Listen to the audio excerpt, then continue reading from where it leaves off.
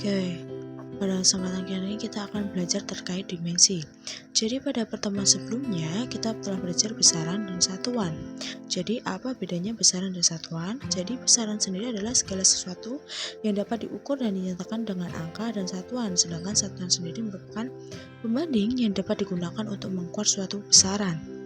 Jadi bedanya misal besaran kita punya massa. Nah, massa satuannya adalah kilogram seperti itu.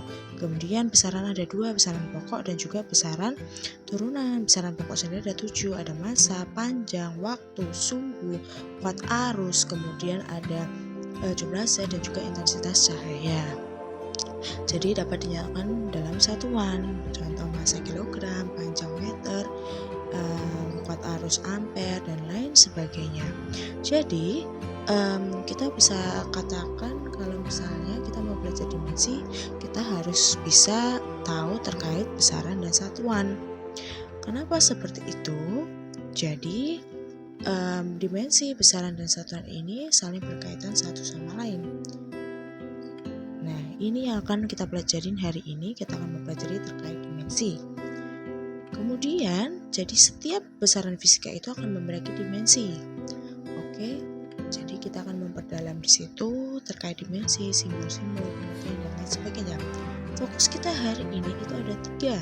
Yang pertama pengertian dan simbol dimensi, kemudian penentuan dimensi dalam persamaan fisika, kemudian penentuan persamaan fisika melalui analisis dimensi. Jadi poin 2 dan 3 ini perlu diperhatikan karena poin 2 ini nanti kita akan menentukan dimensi dari persamaan fisika, sedangkan poin 3 kita akan menentukan persamaan fisika melalui analisis dimensinya. Jadi berbeda antara poin 2 dan 3.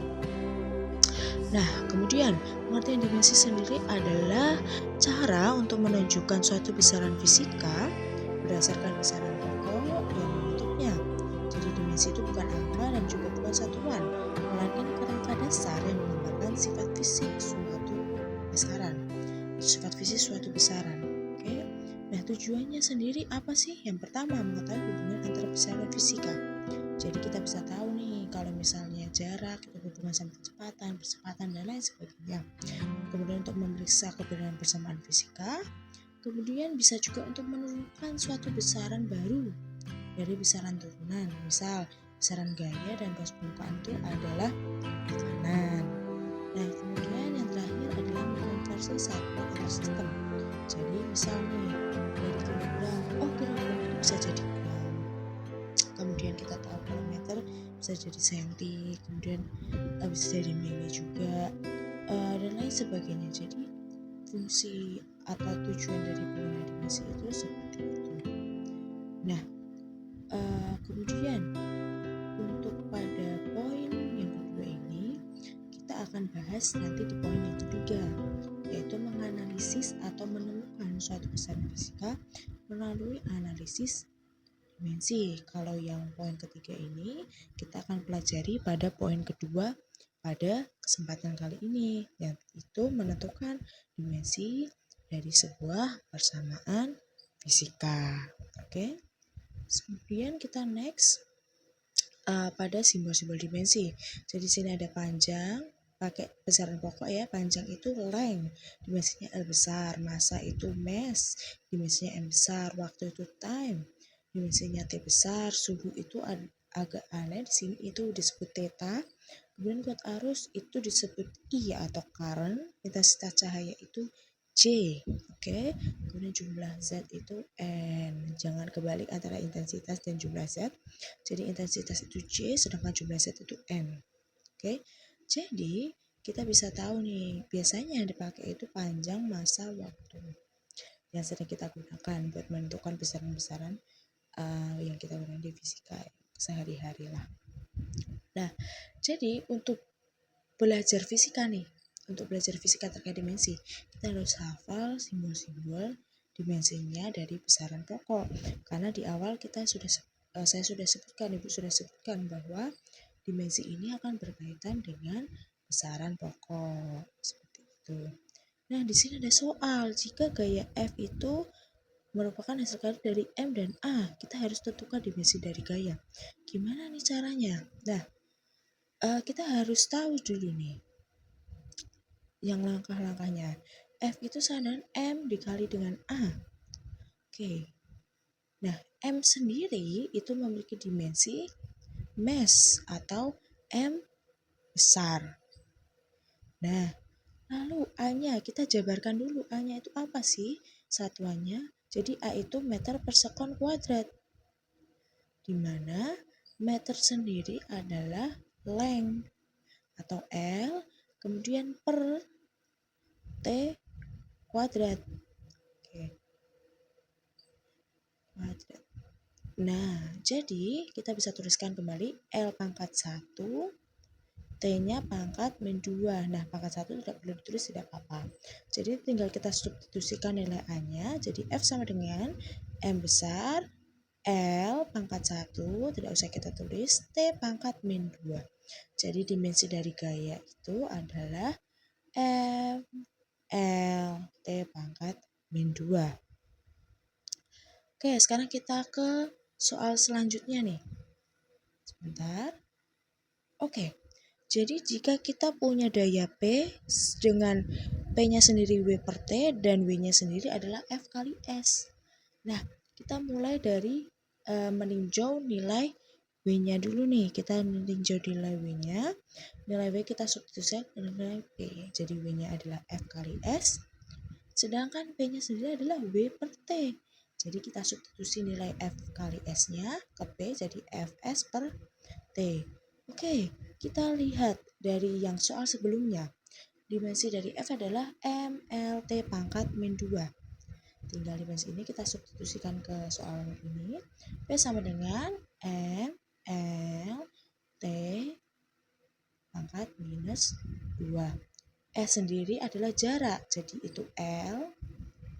Kemudian T itu time, waktu. Jadi dimensi dari daya adalah kita cari yang sama nih. Jadi P itu akan bernilai. Jadi kita tahu nih yang sama adalah L sama L, T sama T ya. Jadi M kita tulis. L-nya karena ada 2 jadi L. Ya, L kuadrat karena ada 2 kan. Kemudian T-nya juga ada 2 nih. Min 2 yang di bawah min 1. Yang di bawah 1. Jadi min 2 min 1. Jadi min 3. Jadi dimensi dari P adalah M, L pangkat 2, T pangkat minus 3. Oke, kita ke soal yang selanjutnya sekarang. Oke, yang soal selanjutnya ini adalah terkait dengan energi potensial. Kita tahu E sama dengan mgh, kemudian M itu massa, G itu percepatan gravitasi, dan H-nya sendiri adalah ketinggian nih. M, massa, jadi dimensinya M besar. G itu sama dengan A, satuannya M per S kuadrat. Sama dengan A yang awal tadi, jadi L kali T pangkat min 2, karena kan M per S kuadrat. Kemudian H-nya adalah jarak atau L. Nah, di sini kita punya yang sama nih. Jadi kita bisa tulis E atau energi potensial M yang sama adalah L dengan L, jadi L kuadrat. Kemudian T-nya pangkat minus 2. Oke, jadi persamaan, maksud saya dimensi dari energi potensial adalah ML kuadrat T pangkat minus 2. Oke, sekarang kita akan perkuat dengan menentukan persamaan fisika dari analisis dimensinya. Oke, di sini ada soal nih. Jadi, gaya sentripetal itu bergantung dengan M massa, kecepatan atau V, dan juga R jari-jari. Oke, nah kita tahu berkaitan M, V, R. Kita tulis F berkaitan dengan M, kita kasih pangkat ya masing-masing variabelnya. M kita kasih pangkat A, sebenarnya terserah pangkatnya mau A, B, C atau alfa, beta, gamma, kita kasih yang gampang aja.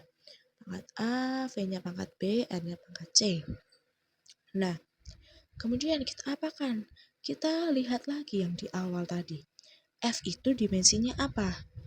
F dimensinya MLT pangkat min 2. Oke.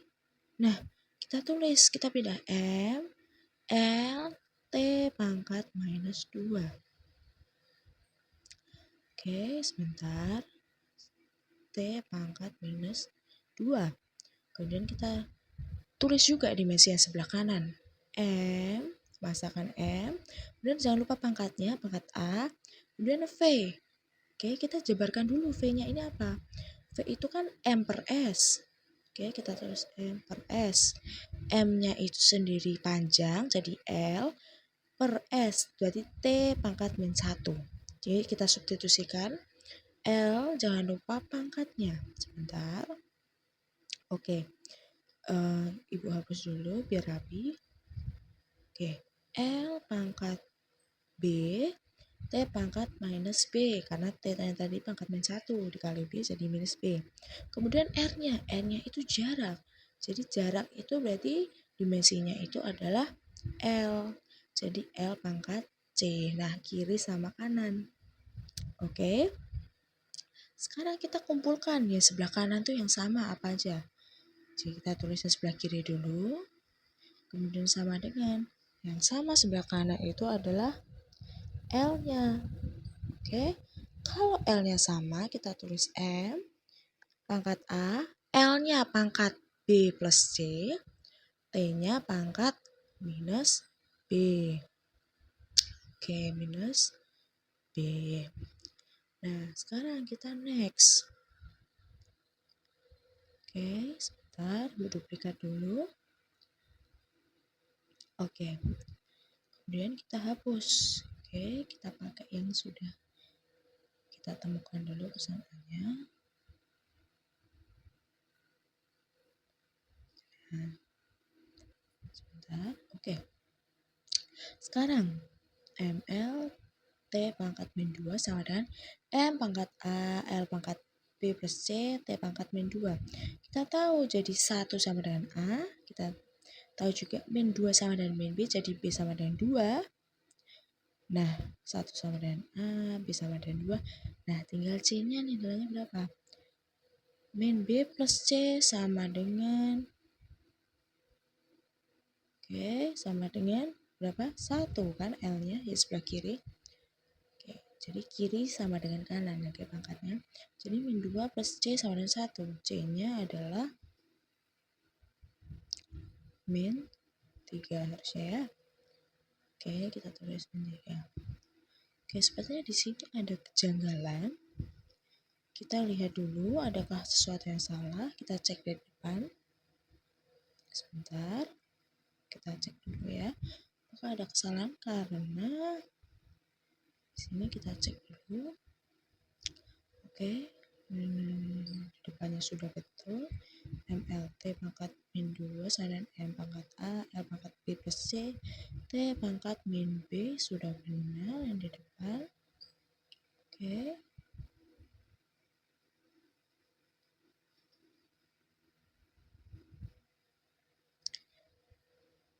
Sekarang coba kita cek yang bagian belakang.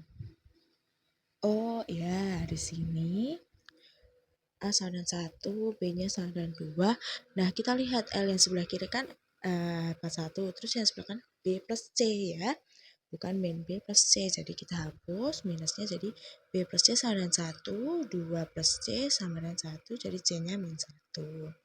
Kemudian kita tulis ulang, kita udah tahu A sama dengan 1, B sama dengan 2, C sama dengan min 1. Kita tahu juga kalau F itu sama dengan M pangkat A, V pangkat maaf ibu salah di sini, V pangkat B, kemudian R-nya pangkat C.